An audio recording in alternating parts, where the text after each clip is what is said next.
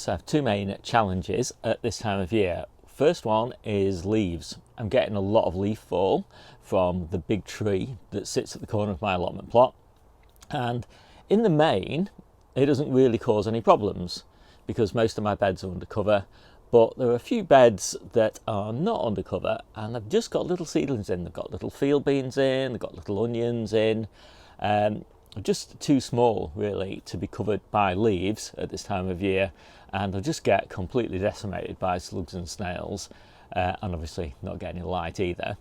And I've also got little lamb's lettuce that hopefully we'll be harvesting in March, and again they're just too small to cope with a lot of leaf cover. So that's the first thing I'm dealing with. And the second thing is we're just approaching the time when the weather turns. So normally about mid-November, weather will turn, we'll get cold nights, we'll get high winds, and just plants won't thrive in those conditions. They will survive often, but they won't thrive. They won't put on a lot of growth. And of course we're harvesting every week, so we need growth. So it's all for us, it's all about growth, it's not about survival. And so moving the covers around to better suit the plants is the approach that we take. So I'm going to show you around the changes that I'm making for those two situations. So in about 3 weeks time, all this lettuce will be out because the lettuce in the polysoil will be ready, and we just won't need the lettuce in this bed, and I'm going to replace it with spinach for spring. And the other advantage of putting spinach in this bed is that eventually it won't need this low tunnel. I'll leave the low tunnel on for a few months, but really by the time we get into early March it's not going to need it, and I'll just swap it for a coal frame top like one of these.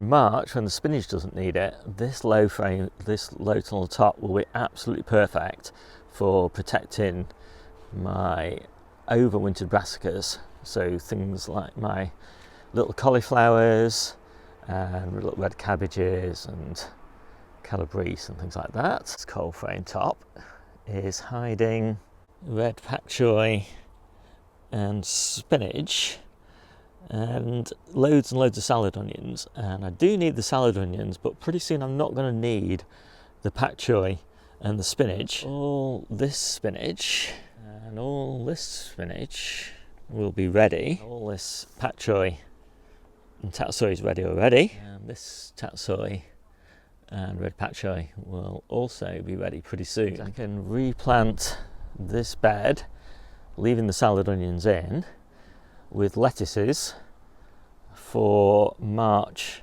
and April and May. And I like doing that because it means I can use my favourite spring varieties. And I've got all my favourite winter varieties in right now, but I really look forward to the spring varieties. And so I plant those out end of November, early December, and just gives them a really early start, as I said, so that they're ready March, April time. The other thing that will get replaced are these field beans, which are just ready to have their tops taken off, and then I'll throw up new shoots. And we should be harvesting those in midwinter, but by the end of winter this bed will be ready for replanting, and that will probably be something like early spinach again, but it could also be some of my overwintered brassicas, yet to be decided.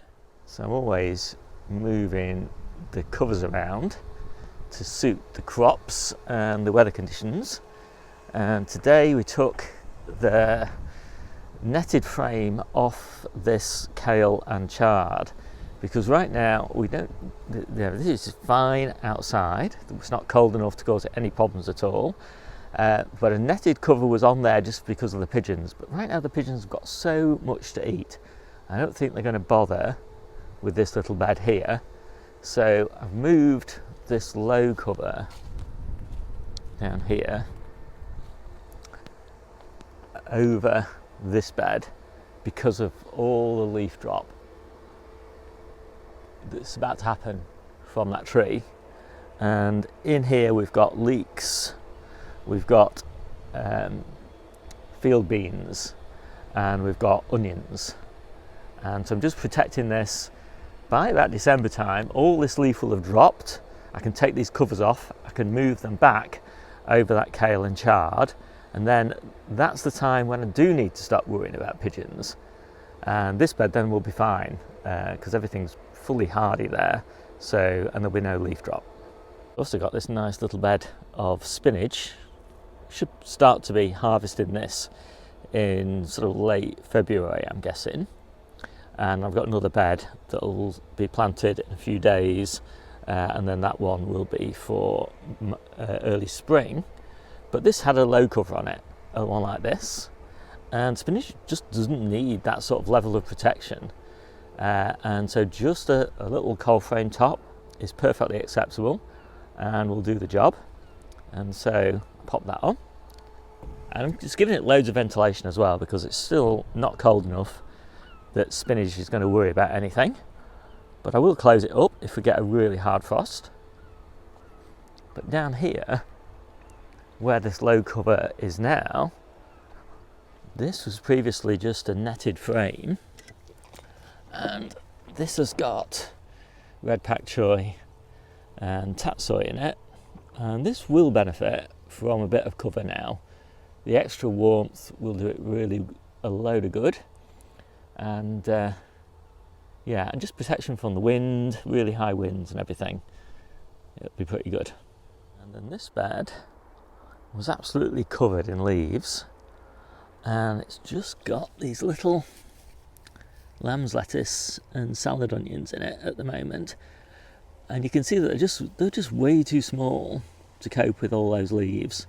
So just this little cover on here just makes all the difference, and yeah, it'll just give them a bit more warmth as well and accelerate their growth so that they're ready in March time. So hope you like this quick video. If you want more about growing in winter, then take a look down below and you find my ebook, and there's loads of details in there about growing under cover and self-sufficiency and year-round growing and all that sort of thing.